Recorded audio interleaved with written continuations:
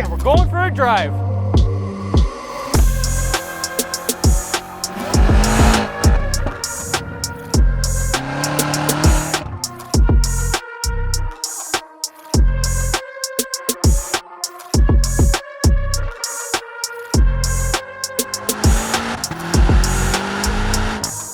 '22 BMW M5 CS with launch control.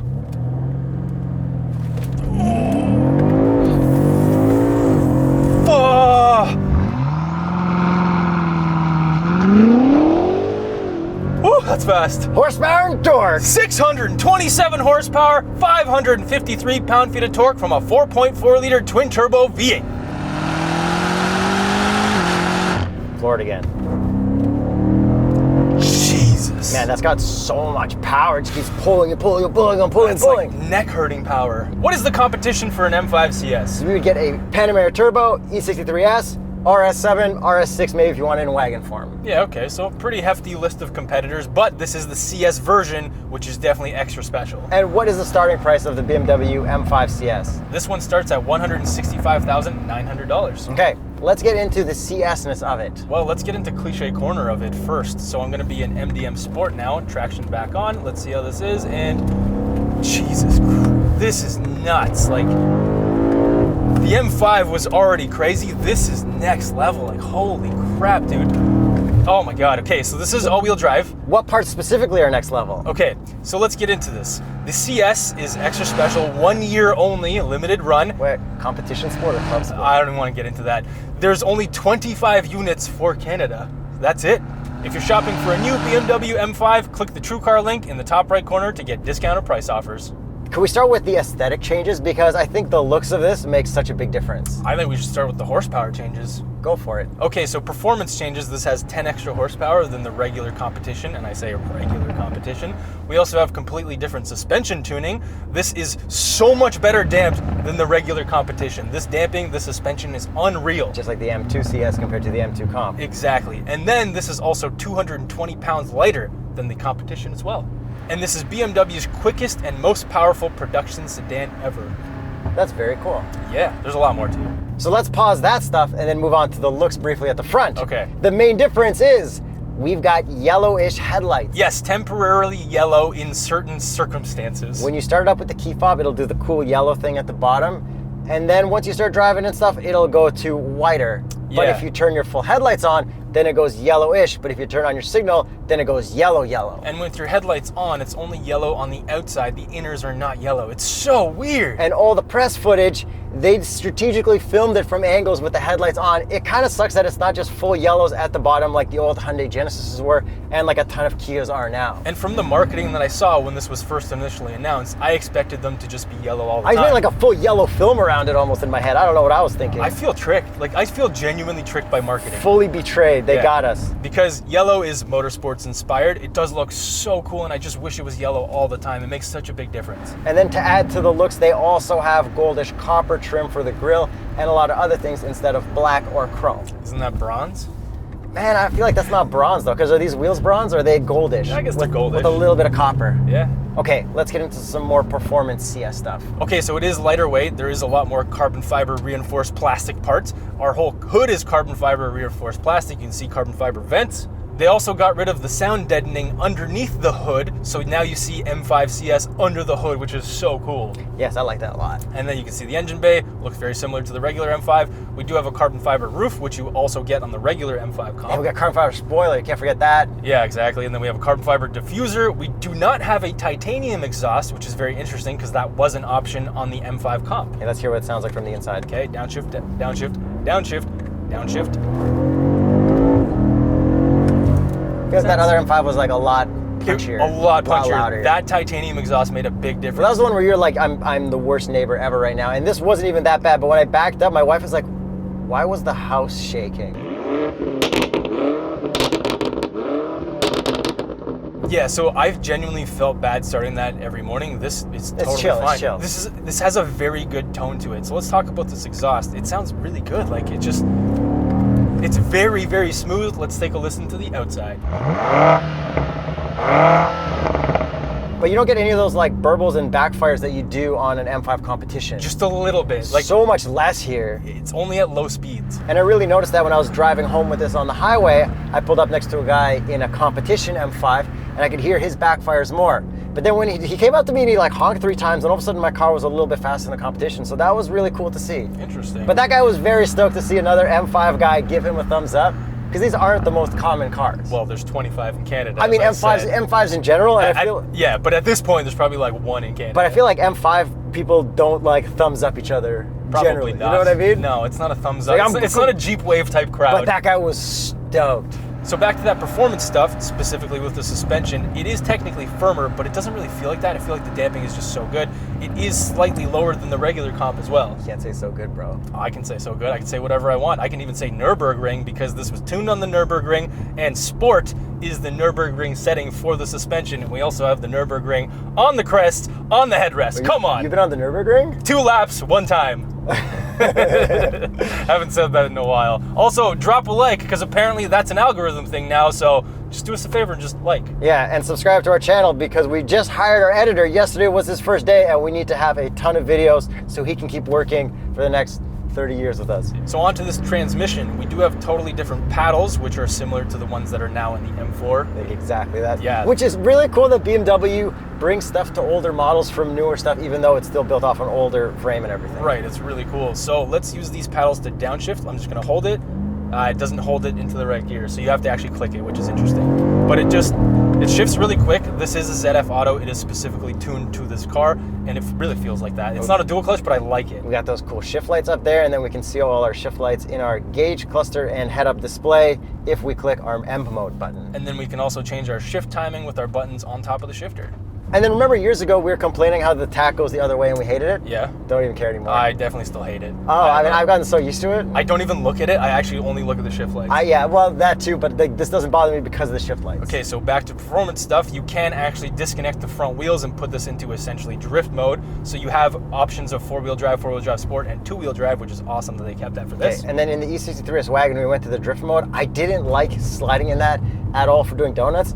This feels a lot better for that kind of stuff. BMWs in general and their all-wheel drive systems. This is goonery mode for sure. So I'm not going to goonery mode into Cliche Corner, but let's just do another little send. Because you're in 4-wheel drive sport, not 4-wheel drive or 2-wheel drive. That's right. And man, the steering on this is so much better because I hated the steering on the M5 and they fixed it on the comp, and this is just like infinitely better. The back end wants to come out. It's a rear biased all-wheel drive system. We do have that M active differential in the back. I love how this drives. Doesn't it feel snappier like the GT3 where it's almost too easy to turn? Yeah, but nothing wrong with it in any way. In a very good way. Yeah, it's fantastic. And the steering wheel doesn't feel too big or anything. It just feels perfect BMW size. And it's Alcantara, not too thick, like you said. This is a great car. But the only thing with the steering wheel, Yuri, you pointed this out to me because you were driving on the highway, and what happened? The sun was reflecting off the satin chrome into my eye. It was the funniest thing ever. I don't think I'd really mind. I'd just be like, okay, whatever. But if it was the same route every day, it would probably get annoying. You'd just be like, yes, that's how rich I am. Now I'm one of 25 people in Canada who can deal with this problem. The privilege of having that problem. Exactly. Yeah. And then you just forget about it, press your M1 and M2 buttons, use your carbon fiber paddles, and laugh at everybody as you dust them. Yeah. And the next thing that's big and changed are these seats. They are carbon fiber buckets. They look like the ones that are in the M4. They do have the crotch in carbon fiber as well. I genuinely hate these seats for daily driving. Like, they're well bolstered, but they're too well bolstered. I love them. It's not hard. It's not as hard for me to get in, maybe because I'm slightly smaller. And then we've got very similar seats in the back because it's only a 4-seater, which is super cool. Yes, I think that's the first time the M5 has ever done that. And I don't think an E63s has done that, but the Porsches definitely do that all the time. Yes, that's right, the Panamera. And I love having the Nürburgring track layout in all 4 seats. Like, this would be the perfect Nürburgring taxi. And it's cool that it says CS in the middle and the back too. Yeah. And I love how like open it is, and these are the cool seats with the gaps. I'm pretty sure they're the exact same seats from every other M car. Yeah, they're not cooled either. They're only heated. But let's get you behind the wheel of this bad boy. Bad boy. Power adjustable seats with memory. What a surprise. Not very lightweight of them. Launch control. Oh my God. 0 to 60 in 2.9 seconds. Wow. This is so much faster than I'd think it would be. It's faster than any E63s that exists right now. This versus an E63s wagon drag race would be awesome. And what's cool is that you could do a 2-wheel drive drag race too, just like we did against our Hellcat in that Hellcat versus E63s short. Yeah, watch our shorts. That's not talking about our pants either. So now back to the looks before I was so rudely interrupted by the first half of this video. Sorry, the performance is kind of important. We've got that copperish gold M5 badge on the side, which is very cool, M5 CS. Yeah, it looks really cool. And this color, it is a very cool matte green. You can also get it in gray and a matte gray. Frozen deep metallic. Everyone should get the green only. Yeah, it's really cool. Unless they did a burgundy too. I would be down with burgundy against this like gold copper stuff too. Nah, this is really cool. Burgundy, dude, a dark burgundy. Nah, this is so much better. And this paint, and I'm sick of burgundy cars. Then moving on to the back, we've got cool double dual exhaust, and then we've got a lot of carbon fiber trim down at the back at the splitter. Yeah, it looks really nice back there. It is real exhaust, like you said. There's no fakery going on here, so thank you, BMW. And then if we open our trunk, it's not power because it's weight savings. Apparently.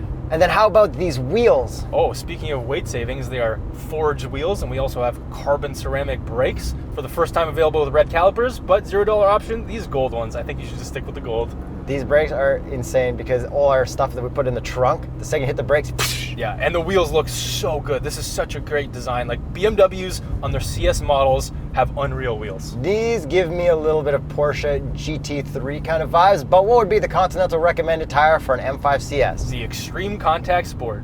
So overall looks-wise, would you like the look of this more than an E63s sedan, an RS7, or a Porsche Panamera Turbo? I think this definitely looks the coolest. In this spec, I think this is the coolest, but you give me a Porsche with that cool Transformer spoiler, I don't know, I might be convinced to switch over. Yeah, but this is like this is amazing. But it sucks that there's no wagon in this, but there's a wagon in every other version. Right, exactly. And they used to have a wagon in Europe of this as well. Now it's just Speed Academy has one. Yeah, because they had to build one themselves because they don't make that here. Shout out Speed Academy. Pete and Dave. So now moving on to the interior, there's a bunch of features that I'm missing in this BMW that I wish I had that I assume were only missing because of weight savings, starting with heated and cooled cup holders. Yeah, like, come on. This is a race car, but I need a cold drink on a cold day. 360 cameras? No, only the reverse camera. No cooled seats, only heated? What the heck? And then our backup assist, we don't even have that. Oh my God, they deleted a computer. Our drive recorder, we don't have that. That's one of like the most awesome features because it'll automatically record when a car gets in an accident and you can like set it up to a hotkey. Do we have adaptive cruise, Yuri? No. Deleted. Normal cruise. And you can't option it. No weight, like extreme weight savings. Look, remove these door handles, put a pulley strap, and give me the other stuff. It'll even out the weight. Please. Hang on. Let me just take my phone out. Oh wait, this is deleted. And your phone doesn't fit in the wireless charger. It's too big. Crazy. Okay, yo, little boot into cliche before we get to the rest. Use all of these lightweight savings into cliche. I don't feel like I remember the old M5s being this good through corners. No, this is like next level. So much grip. This CS stuff is insane. Yeah. So now I'm in a fully normal, efficient, comfort four-wheel drive. Get a nice high gear, just gonna floor it. That is so fast. You literally sacrifice nothing by driving in the most comfortable mode because the second you need to go fast, it's like, yeah, I'm ready. But there's also less sound because then the exhaust is off and then you don't have sport exhaust for the engine as well. But the speed is there. Oh, the speed's and you obviously can there. Program it however you want. Yeah. It's good. And I love the paddles here. I love shifting this. This is super awesome. Imagine it's in a manual. That's the only thing. It's like the M2CS was manual, and that was just so cool. The M2CS is still definitely better than And this. especially if it's such a low production car, there's no risk of not selling them all. They'll all sell. But I guess they don't have a manual built for this kind of car. No, nothing that would probably be able to take the torque of it. And then some regular BMW interior things. We do have Apple CarPlay, Android Auto. Apple CarPlay is wireless. The infotainment is awesome. I love that it's a touchscreen and the rotary wheel. I know you hate rotary wheel non-touchscreen infotainments. Yeah, so this has both. That's why I love the system. This is one of my favorite in the industry now. Doesn't have tune mix, which I don't really like, but it's got all the other stuff. You can program all kinds of things to your hotkeys, which is awesome too. And then we've got our climate down below with a ton of hard buttons, so that's very nice. But we do unfortunately still have some gloss black. They had to do that for fanciness, but then we do have matte carbon, which is really cool. We got the CS logo up here. This is a great interior. And then a life hack for all you BMW drivers who want to have your daytime running lights on at night. You have to be in park, turn that on, and then put it to drive. You can't put it to that while you're rolling. There you go. Because I think more cars should be rolling around with just their daytime running lights on. But I think this should be full headlights on at all times so you can get as much yellow as you can. So back to some traditional tests. The cup holders passed totally fine. Unfortunately, not heated and cooled like we said. And the visors. But it is nice to have the cup holders in front of the shifter. I had some cars with it behind, and I don't like having to do that weird grip. Okay, visor time. 3, 2, 1. Fail! Wow. Wow! Is that a super sedan pass? This is a garbage car now, Yuri. Well, they need a visor for the steering wheel to shine it. Yeah, exactly. And then we also have ambient lighting in here, just like every other BMW, but since the outside is green, I feel like you should keep this one at green as well. Yes, I would agree with that. So I think that's pretty much everything out of the way with the M5 CS. Let's get to the price. As I said, this one starts at $165,900 Canadian. and this one's very lightly optioned with every option box checked, $170,800. I think that's perfectly reasonable for a low production car that looks this cool and is the fastest, most powerful BMW at the time. It's definitely really cool. However, there are a lot of compromises for a daily driven sedan if that's what you would do with this. So I would actually recommend someone buy the M5 or the M5 Comp. I don't think people are gonna daily this if they buy it. I think this is gonna be like their special M5 while they have their other M5. And if you're shopping for a new BMW M5 and you live in the United States, click the TrueCar link below. And if you live in Canada, there's a Car Help Canada link below.